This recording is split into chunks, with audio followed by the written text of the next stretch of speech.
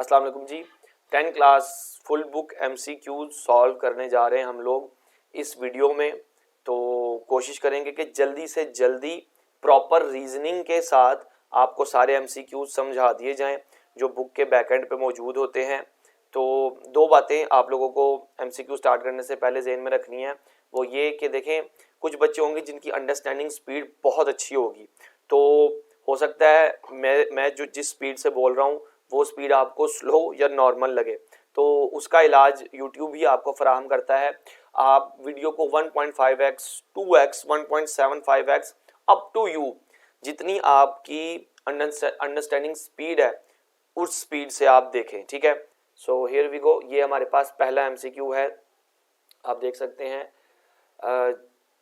Basic is a, यहाँ पे वो पूछ रहा है कि ये जो beginners all purpose symbolic instruction code language है, ये इन चार ऑप्शंस में से किससे बिलोंग करती है।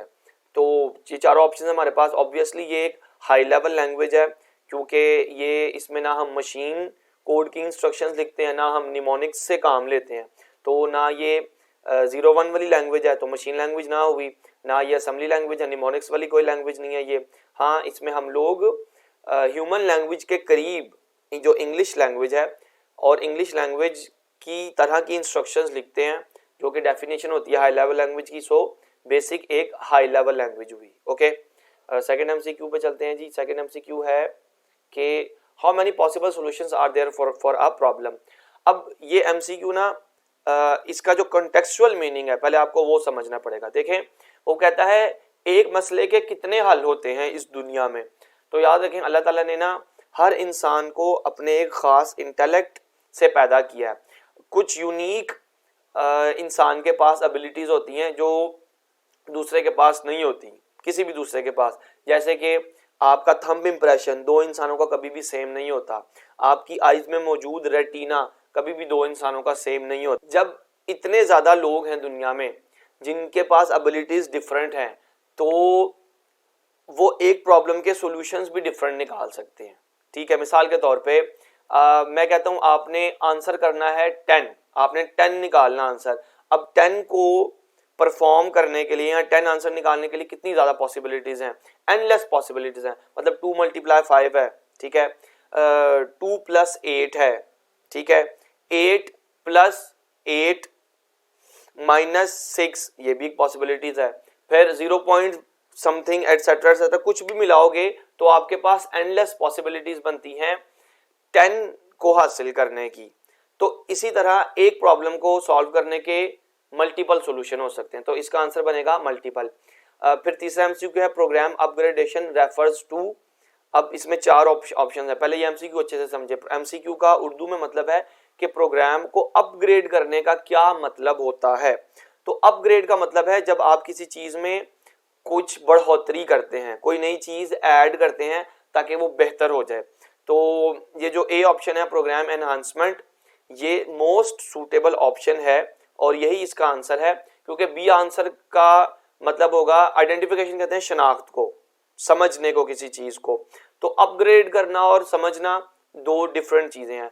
इंप्लीमेंट करने का मतलब है किसी चीज को अमल में लेके आना, तो अपग्रेड करना या अमल में लेके आना किसी हद तक कॉन्टेक्सुअल मीनिंग में जाके कहीं ना कहीं पे मिलते हैं, लेकिन ये ज्यादा करीब नहीं है। इस तरह प्रोग्राम डेवलपमेंट और एनहांसमेंट, इन दोनों में तकरार है, इन दोनों में बात समझ आती है। लेकिन डेवलपमेंट का ये भी मतलब हो सकता है कि जीरो से किसी चीज को स्टार्ट करके एंड तक लेके जाया जाए और बाद में अपग्रेड किया जाए।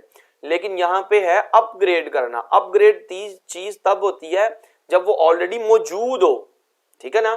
तो अपग्रेड का मतलब होगा एनहांसमेंट, कि पहले से कोई चीज मौजूद है उसके अंदर कुछ नया बढ़ोतरी करना ताकि उसके अंदर बेहतरी आ सके, ठीक है। जिस तरह व्हाट्सएप अपडेट होता है आपका, आपकी मल्टीपल एप्लीकेशन अपडेट होती हैं, तो उसका मतलब है कि वो प्रोग्राम एनहांस हो रहा है। ओके, फिर चौथा MCQ है which of the following tasks are performed by most of the algorithms. कहता है जो एल्गोरिदम्स होते हैं वो ज्यादातर इनमें से कौन सा काम करते हैं। तो आपको समझने की जरूरत है कि इनपुट कहीं पे ज्यादा होती है या आउटपुट या प्रोसेसिंग ज्यादा होती है। तो किसी भी एल्गोरिदम में इनपुट भी ज्यादा हो सकती है, प्रोसेसिंग भी ज्यादा हो सकती है, आउटपुट भी ज्यादा हो सकती है। ये कोई हार्ड एंड फास्ट रूल नहीं है कि किसी एल्गोरिदम में कौन सा चीज सबसे ज्यादा होती है, ठीक है। तो इसका आंसर है जी ऑल ऑफ दीज, ओके। फिर कहता है typographical errors in basic statements are, कहता है जब आप कुछ टाइप कर रहे हो बेसिक लैंग्वेज में और टाइपिंग की अगर मिस्टेक हो जाए तो वो नॉर्मली टाइपिंग की मिस्टेक की वजह से स्पेलिंग गलत हो जाते हैं। जब आप स्पेलिंग मिस्टेक करते हैं तो आपने ग्रामर की मिस्टेक की, ग्रामर की mistake refers to syntax errors, ठीक है।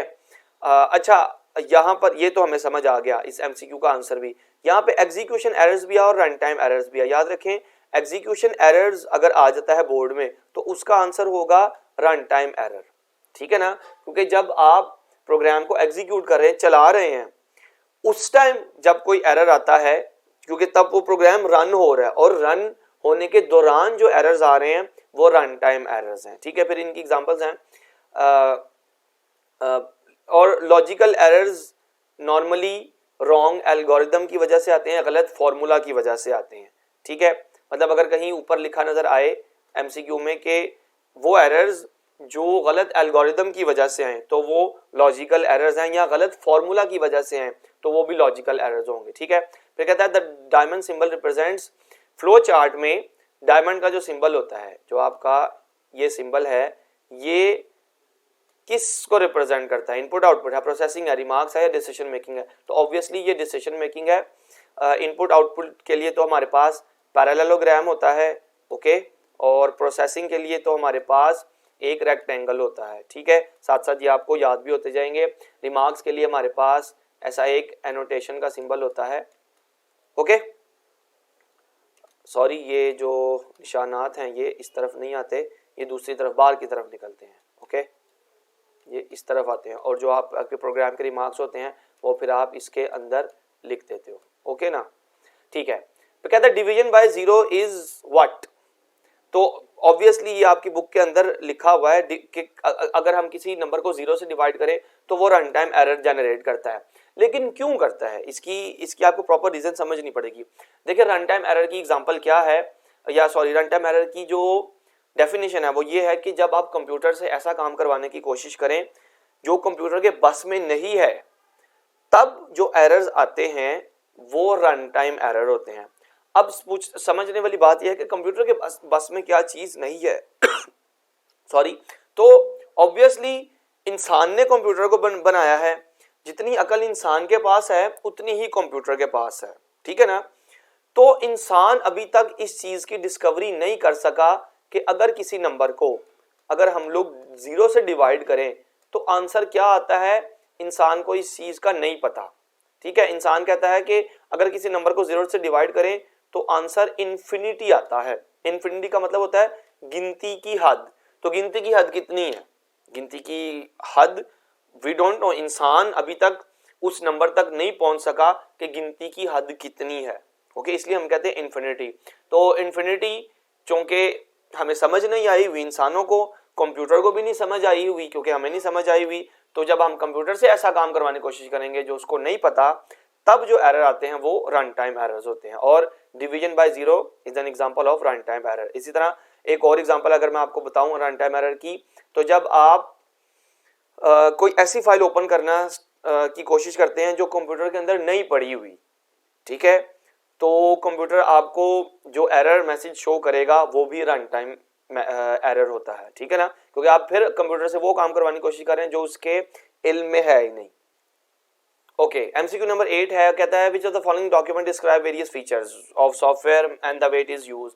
इसका उर्दू में मतलब यह है कि अगर एक सॉफ्टवेयर है तो उस सॉफ्टवेयर के साथ एक ऐसा डॉक्यूमेंट भी होता है, एक ऐसा कागज होता है, एक ऐसी बुक होती है छोटी सी, जो आपको बताती है कि इस सॉफ्टवेयर के जरिए से आप क्या क्या फीचर्स एक्सेस कर सकते हो, किसी सॉफ्टवेयर के किसी स्पेसिफिक बटन को दबाने से क्या ऑप्शन ओपन होगी, एटसेट्रा।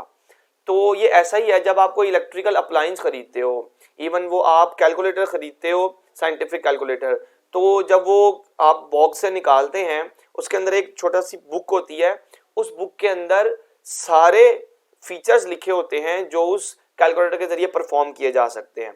इसी तरह किसी भी इलेक्ट्रिकल अप्लायंस के साथ वो छोटी सी बुक मिलती है जिसको हम कहते हैं यूजर मैनुअल। उस मैनुअल के अंदर वो सारे फीचर्स और वो सारी क्वालिटीज लिखी होती हैं जो उस इलेक्ट्रिकल अप्लायंस या उस स्पेसिफिक प्रोडक्ट की होती हैं। ओके, तो इसी तरह सॉफ्टवेयर वो भी एक प्रोडक्ट है, उस प्रोडक्ट को किस तरह यूज कर सकते हैं, उसके क्या फीचर्स हैं, ये सब कुछ जिस बुक में होते हैं, जिस डॉक्यूमेंट में होते हैं, उसको हम कहते हैं यूजर मैनुअल। ओके, फिर कहते हैं एल्गोरिदम क्या है। एल्गोरिदम ऑब्वियसली एक डिजाइन डॉक्यूमेंट है, इसके अंदर सॉफ्टवेयर का डिजाइन होता है, लेकिन वो एक स्पेसिफिक पैटर्न और एक स्पेसिफिक सीक्वेंस में होता है। ओके, ऑब्वियसली ये रिक्वायरमेंट डॉक्यूमेंट नहीं होता, ना एक टेक्स्ट डॉक्यूमेंट होता है। एल्गोरिदम एक टेक्सचुअल डॉक्यूमेंट हो सकता है, लेकिन यहाँ पर ज्यादा करीब आंसर है डिजाइन डॉक्यूमेंट। क्यों? क्योंकि उसके अंदर प्योरली जो सॉफ्टवेयर बनने जा रहा होता है उसका डिजाइन मौजूद होता है। ओके, लास्ट है जी, the technique divide and conquer is use to solve complex and large problem. देखें, ये एक मेमोरी बेस्ड एमसीक्यू है जिसकी कोई पर्टिकुलर रीजन नहीं है। ओके, हाँ, टेक्निक डिवाइड एंड कॉन्कर का दूसरा नाम टॉप डाउन डिजाइन होता है, और एक और नाम होता है एनालाइज द प्रॉब्लम। ये भी मेमोरी बेस्ड है क्योंकि इसके बैकएंड पे कोई खास रीजन नहीं है।